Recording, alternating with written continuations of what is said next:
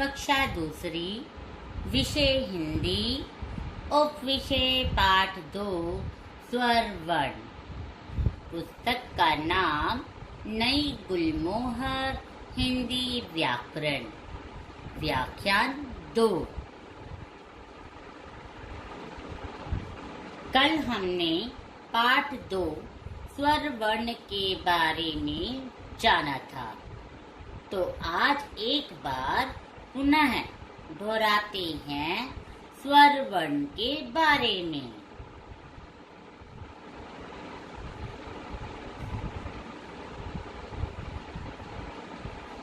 स्वर वे ध्वनियां हैं जिनके उच्चारण में वायु बिना किसी रुकावट के मुख से बाहर निकलती है। हिंदी में संस्कृत से आए हुए स्वर इस प्रकार है। दोबारा देखते हैं। स्वर वे ध्वनियां हैं जिनके उच्चारण में वायु बिना किसी रुकावट के मुख से बाहर निकलती है। हिंदी में संस्कृत से आए हुए स्वर इस प्रकार हैं। स्वर क्या है देखिए आप।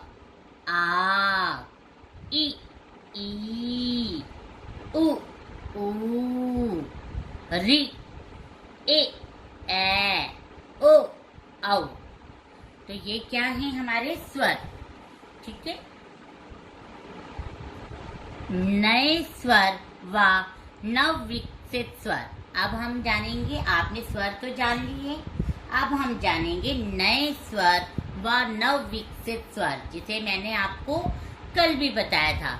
हिंदी में आज कुछ ऐसे स्वर भी मिलते हैं जो संस्कृत में नहीं थे। ऐसे स्वर हैं जो संस्कृत में नहीं थे। इनके लिए हिंदी में नए वर्ण भी बना लिए गए हैं। ये इस प्रकार हैं। अब आप सोचेंगे कैसे नए वर्ण बना लिए गए हैं, तो देखते हैं। नए स्वर। नंबर 1, नए स्वर 2 तरह के हैं। नंबर 1, आगत स्वर।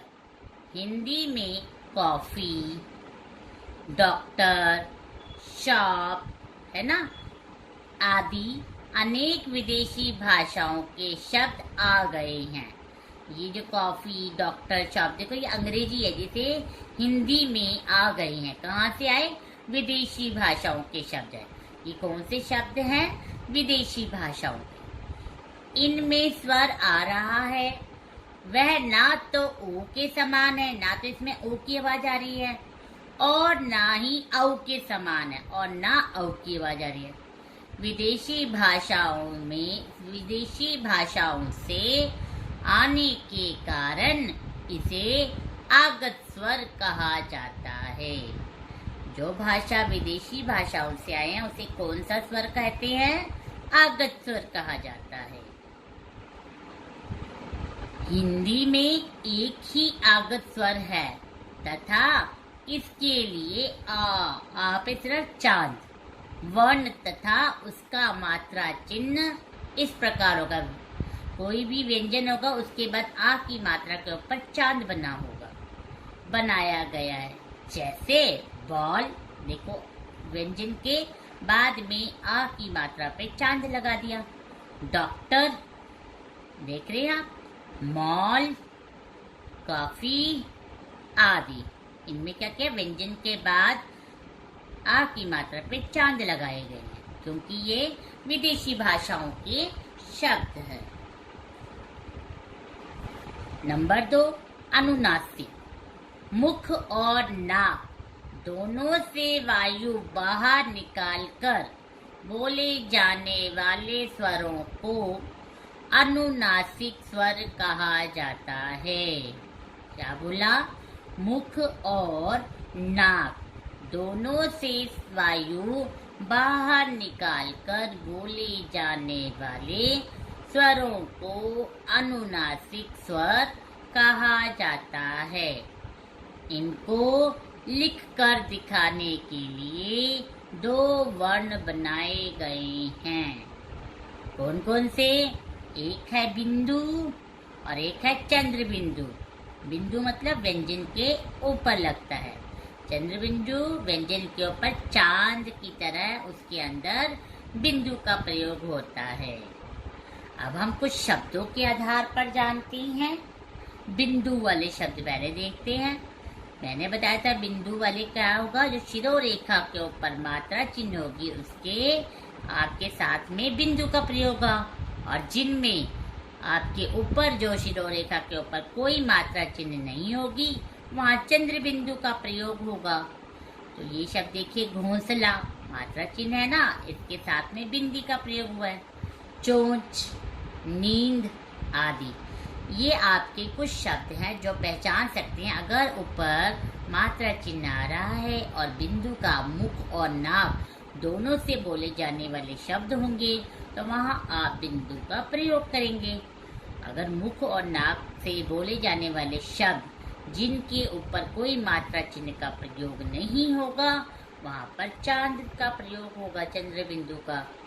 ठीक है, तो ये कौन कौन से शब्द है देखते हैं। बिंदु वाले घोंसला, चोंच, नींद आदि, और चंद्र बिंदु वाले चांद, गांव, आंख, पूंछ आदि। बिंदु तथा चंद्र बिंदु पहचान देख रहे हैं आप। हाँ, तो बच्चों अब आपने दोहरा लिया दोबारा।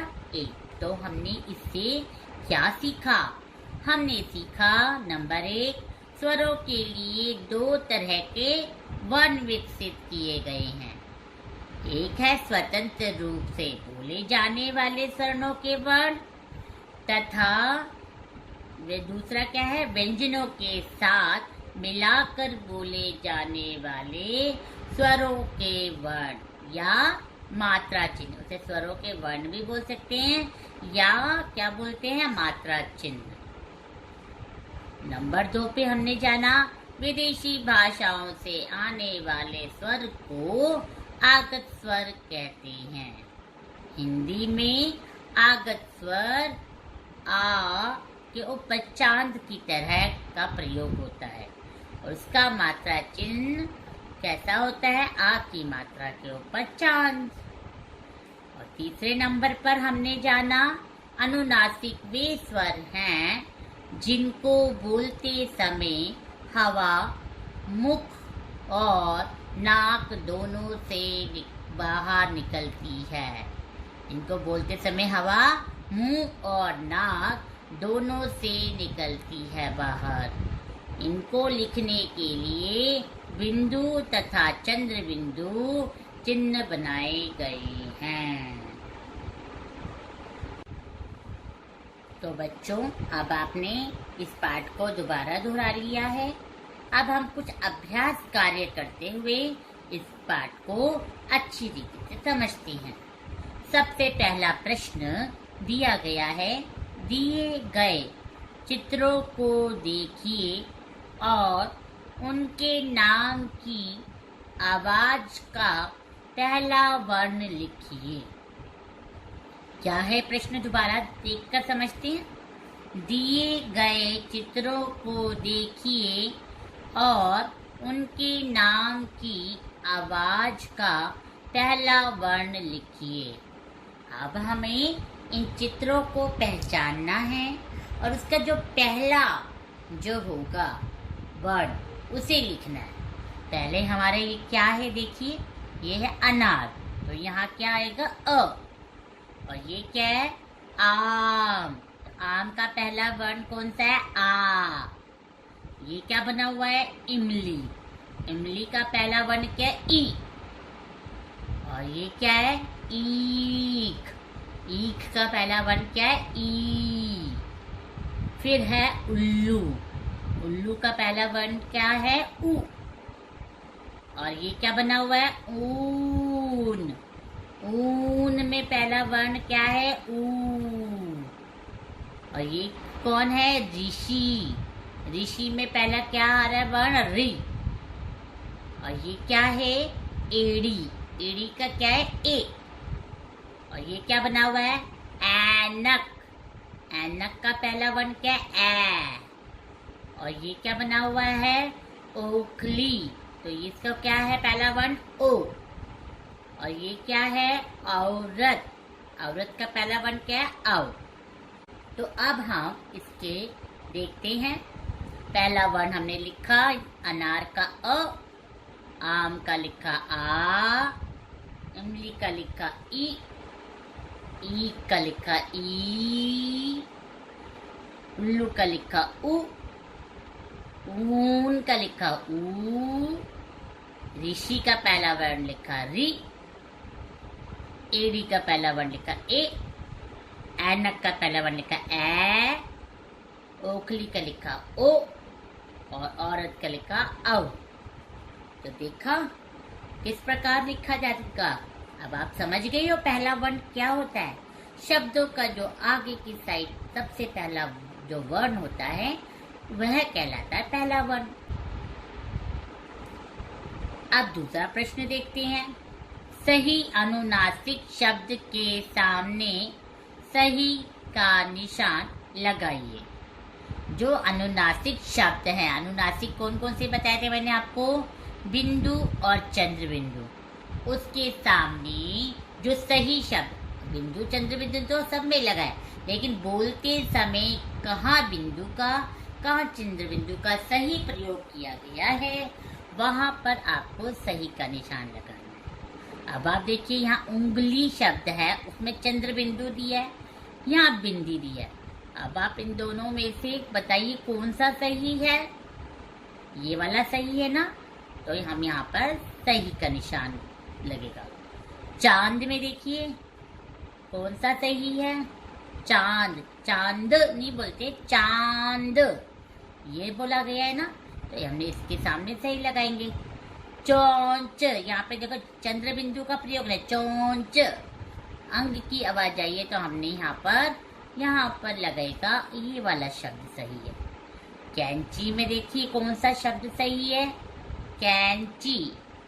और यहाँ पे कैंची, कैंची नहीं होता, कैंची होता, तो ये वाला शब्द सही है। दांत, बिंदी का प्रयोग नहीं होगा, दांत होता है। आपने बोलकर देखना है कौन सा शब्द सही है। कई बार हम लिखते समय इन्हीं गलतियों का कर देते हैं। कभी हमें जब चंद्र बिंदु लगाना है तो हम क्या लगा देते हैं? अंग की, जिससे वो शब्द बोलने में गलत हो जाता है। तो आपने जाना उंगली का कौन सा सही है, देखते हैं। उंगली ये वाला सही है, चंद्र बिंदु का प्रयोग हो रहा है। चांद में भी किसका प्रयोग हो रहा है? चंद्र बिंदु का। चोंच में आ रहा है अंग की मात्रा का, बिंदु का। और कैंची बोलते समय देखिए किसका प्रयोग हो रहा है? बिंदु का। और दांत में किसका प्रयोग हो रहा है? चंद्र बिंदु का। तो आपको जो शब्द सही था मैंने उसके सामने सही का निशान लगाया। तो आपने समझा किस प्रकार हमें इस कार्य को करना है। अब हम करेंगे अगला प्रश्न। अगला प्रश्न है, सही शब्द छांटकर दिए गए चित्रों के नीचे लिखिए। आपको यहाँ शब्द दिए गए हैं चॉकलेट, बॉल, हॉकी, टॉफी। अब आपने इन चित्रों को देखना है और उसके बाद यहाँ से लेकर से लिख देना है जिसके सामने जो शब्द आए। अब इस चित्र को पहचाने, ये चित्र कौन सा है? बॉल। तो यहाँ से लेकर हम यहाँ पर इसको लिख देंगे। ये क्या है? चॉकलेट। तो हमने यहाँ से शब्द लेकर यहाँ लिख दिया। और ये क्या है? हॉकी। यहाँ से लेकर हमने इसको यहाँ लिख दिया। और ये क्या है? टॉफी। यहाँ से लेकर हमने इसको यहाँ लिख दिया शब्द। ये कौन से शब्द हैं? ये आगत स्वर वाले हैं, है ना। तो आपको पता चल गया, ये है बॉल, चॉकलेट, हॉकी, टॉफी। तो बच्चों अब आपको अभ्यास कार्य करते हुए समझ आ गया होगा स्वर्ण वर्ण के बारे में। अब मैं आपको आज का गृह कार्य क्या देने वाली हूँ। आज आपका गृह कार्य रहेगा प्रदत्त कार्य करो। क्या रहेगा? प्रदत्त कार्य करो। तो आपके प्रदत्त कार्य में पहला प्रश्न है, रिक्त स्थानों को स्वर लिखकर पूरे कीजिए। आपको मैंने बीच बीच में खाली स्थान दिए हैं। आपको यहाँ पर स्वर लिखना है। जैसे आ से पहले कौन सा स्वर आता है, आ के बाद कौन सा स्वर आता है, उ के बाद कौन सा स्वर आता है। तो यहाँ जो लिखेगा उसके बाद कौन सा स्वर आता है, ए के बाद कौन सा स्वर आता है, ओ के बाद कौन सा स्वर आता है। आपको पहले सोचना है, फिर इसे लिखना है। अगला प्रश्न मैंने आपको दिया है, रिक्त स्थानों की पूर्ति कोष्टक में दिए उचित शब्द से कीजिए। रिक्त स्थान कहते जो खाली जगह होते हैं उसे रिक्त स्थान कहते हैं। कोष्टक क्या होते हैं, जो ब्रैकेट अंग्रेजी में बोलते हैं। आपको इन दोनों में से देखना है कौन सा शब्द से ये वाक्य सही होगा। जैसे क दिए ध्वनियों के लिए बने लिखित चिन्ह डैश कहलाते हैं, वर्ण कहलाते हैं या स्वर, सोचकर लिखना। दूसरा है, भाषा के डैश प्रकार की ध्वनियां हैं, 3 या 2। ग पे है, ध्वनियों के प्रकार है डैश तथा डैश, ध्वनि वर्ण है या स्वर व्यंजन है। आपको ये देखकर इस खाली स्थान को पूरा करना है। अगला है, निम्नलिखित शब्दों में बिंदु अथवा चंद्र बिंदु लगाइए। ये मैंने शब्द दिए हैं, आपको इसमें बिंदु आएगा, चंद्र बिंदु आएगा, उसे कहाँ लगाते हैं उसे लिखकर सही शब्द बनाकर लिखना है। जैसे आपको देखना है ये शब्द है, इसे आप खुद पढ़ के देखिए, इसमें बिंदु का प्रयोग होगा या चंद्र बिंदु का प्रयोग होगा। तो आप सभी ने इस प्रदत्त कार्य को समझ लिया होगा, और जब आप करेंगे तो आप ध्यान पूर्वक सोच कर फिर करना। आपने गृह कार्य तो जान लिया, अब हम कल के गृह कार्य का हल जानते हैं। आप सभी ने अपना गृह कार्य सही सही व सुंदर सुंदर अपनी कॉपी में कर लिया होगा। तो चले देखते हैं कल के प्रश्नों के उत्तर को। अगर आपका कोई गलत हो गया है तो आप उसे ठीक कर लेना, ठीक है। आपको मैंने पहला प्रश्न दिया था, स्वर वर्ण लिखकर रिक्त स्थान पूरे कीजिए। क्या दिया था? स्वर वर्ण लिखकर रिक्त स्थान पूरे कीजिए। अ के बाद मैंने खाली स्थान किया था, तो क्या आया इधर? आ। इसके बाद क्या आया? ई। और इसके बाद क्या आया? ई। और उसके बाद क्या आया? उ। फिर उ मैंने आपको लिख कर दिया था। उ के बाद कौन सा आया? री। री के बाद कौन सा आया? ए। ए के बाद कौन सा आया? ए। ए के बाद कौन सा आया? ओ। और ओ के बाद कौन सा आया? औ। तो आप सभी ने यही वर्ण लिखे होंगे, है ना। अगर नहीं लिखा, कोई गलती हो गई तो उसे मिटाकर ठीक कर लेना। दूसरा मैंने दिया था, ऐसे 4 शब्द बताइए जिनमें री वर्ण या उसका मात्रा चिन्ह री आता हो। देखिए मैंने यहाँ री मात्रा का चिन्ह प्रयोग करते हुए लिखा कृपा, वृक्ष। यहाँ मैंने री का प्रयोग करते हुए लिखा ऋषि, और यहाँ फिर से मैंने मात्रा चिन्ह का प्रयोग करते हुए मृग। आपने भी ऐसे कोई और भी शब्द लिखे होंगे ना, कोई बात नहीं, लेकिन री कई मात्रा का ही प्रयोग हो व री वर्ण का प्रयोग होना चाहिए, ठीक है। धन्यवाद।